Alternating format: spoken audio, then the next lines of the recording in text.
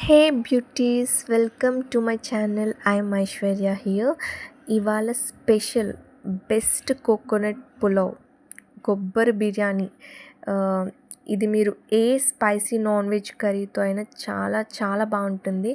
ఏదైనా special occasion అప్పుడుకి లేదా వీకెండ్స్కి పన్నీర్ కర్రీతో అయినా లేదా ఏదైనా వెజ్ స్పైసీ కర్రీతో అయినా చేసుకున్నప్పుడు నాకైతే ఇది చాలా చాలా బాగా అనిపిస్తుంది. ఇక నాటుకోడి పులుసుతో అయితే ట్రై చేసి చూడండి. ఇక నో వర్డ్స్ అన్నమాట, మాటలు ఉండవు, అంతే, అంత బాగుంటుంది. సో ప్రిపరేషన్ ఎలా అనేది నేను మీకు చూపించేస్తాను, వన్స్ చూసేయండి. ఫస్ట్ అయితే నేను కొబ్బరి కోర్ తీసుకుంటున్నాను. ట్రెడిషనల్ ప్రాసెస్లో మనం చిన్నప్పుడు ఎట్లా మన అమ్మమ్మ వాళ్ళు అట్లా తరం వాళ్ళు ఎలా చేసేవారో ఆ ప్రాసెస్లో నేను కొబ్బరి కోర్ అయితే నేను తీసుకుంటున్నాను. కోరు ప్రిపేర్ చేసేసుకున్నాక ఇప్పుడు పాలు అనేది ఎక్స్ట్రాక్ట్ చేయాలి అందులోంచి. ఆ ప్రాసెస్ చూపిస్తున్నాను చూడండి. నేను ఆ కోరుని కొంచెం హాట్ వాటర్ మిక్స్ చేసి నేను గ్రైండ్ చేసుకున్నాను. గ్రైండ్ చేసుకున్న పేస్ట్ని ఇప్పుడు ఒక వెడల్పాటి గిన్నెకి వైట్ క్లాత్ చుట్టి అప్పుడు వాటర్ మొత్తం ఆ పేస్ట్ అంతా వేసి ఇప్పుడు నేను మొత్తం స్క్వీజ్ చేస్తున్నాను. వాటర్ కంటెంట్ అనేది లేకుండా టోటల్గా కొబ్బరి పాలు అనేది నేను ఎక్స్ట్రాక్ట్ చేస్తున్నాను.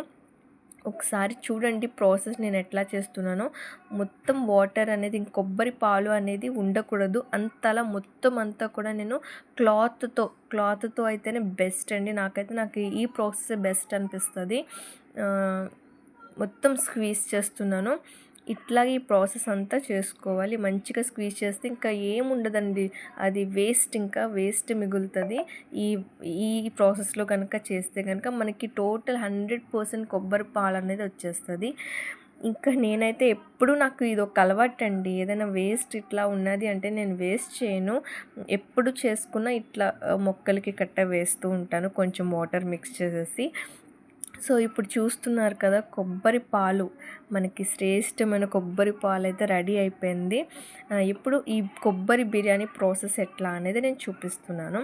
ఒక వెడల్పాటి గిన్నె తీసుకొని అందులో ఒక 2 స్పూన్స్ నెయ్యి వేస్తున్నాను.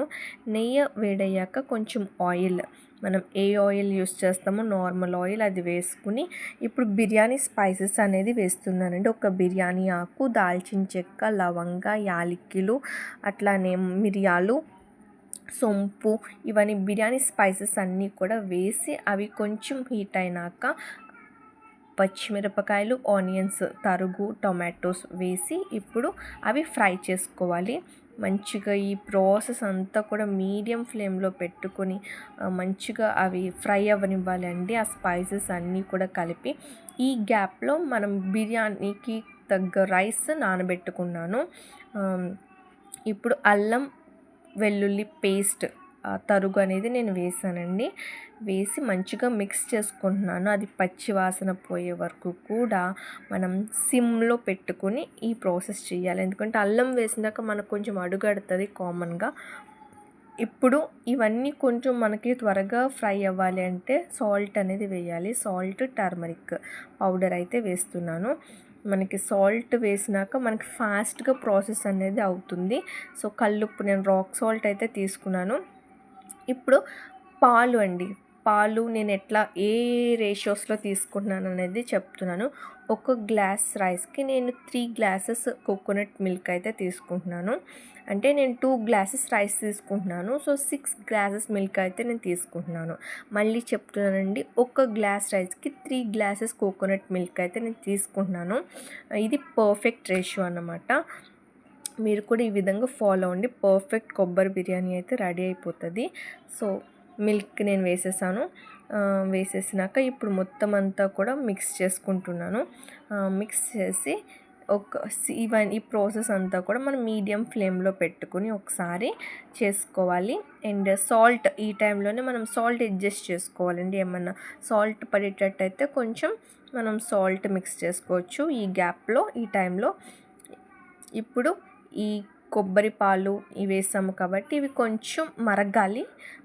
ఈ గ్యాప్లోనే మళ్ళీ ఈ బిర్యానీ మసాలా పౌడర్ వేస్తున్నాను. బిర్యానీ మసాలా పౌడర్ అండి. కొంచెం మనం కొబ్బరి బిర్యానీ చేస్తున్నాము కాబట్టి కొబ్బరన్నానికైతే అవసరం లేదు బిర్యానీ మసాలా పౌడరు. ఇది కొబ్బరి బిర్యానీ కాబట్టి కొంచెం టేస్ట్ కోసం వేస్తున్నాను. చూసారు కదా, ఇప్పుడు మొత్తం పొంగుతుందది మరిగి.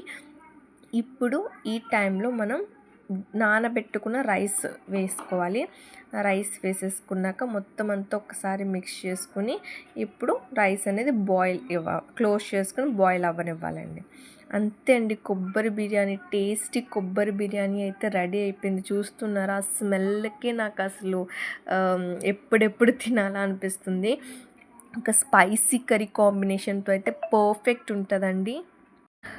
నేను చికెన్ కర్రీ చేస్తున్నాను. ఈ వ్లాగ్ నేను ఇంకొక వ్లాగ్ పోస్ట్ చేస్తాను, ఇది లాంగ్ అయిపోతుందని. సో ఇది మీకు నచ్చిందని అనుకుంటున్నాను. ట్రై చేయండి. బై ద వే, నా ఛానల్ని సబ్స్క్రైబ్ చేయడం